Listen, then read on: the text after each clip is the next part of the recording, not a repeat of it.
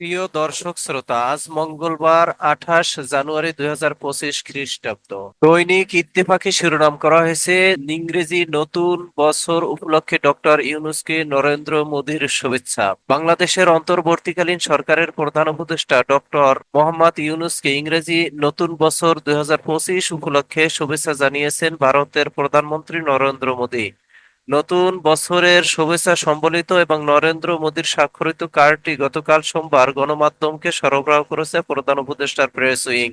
কার্ডটিতে নরেন্দ্র মোদী লিখেছেন, best wishes for the new year. Kaler Kantho শিরোনাম করা হয়েছে, প্রধান উপদেষ্টাকে নতুন বছরের শুভেচ্ছা মোদীর। অন্তর্বর্তী সরকারের প্রধান উপদেষ্টা ডক্টর মোহাম্মদ ইউনূসকে ইংরেজি নতুন বছরের শুভেচ্ছা জানিয়েছেন ভারতের প্রধানমন্ত্রী নরেন্দ্র মোদী। মানব কণ্ঠে শিরোনাম করা হয়েছে, ডক্টর ইউনূসকে নতুন বছরের শুভেচ্ছা জানালেন মোদী। দৈনিক সময়ের আলো শিরোনাম করা হয়েছে, ডক্টর ইউনূসকে মোদির শুভেচ্ছা। দৈনিক আজকালের খবর পত্রিকার শিরোনাম করা হয়েছে, প্রধান উপদেষ্টাকে নতুন বছরের শুভেচ্ছা জানালেন নরেন্দ্র মোদী।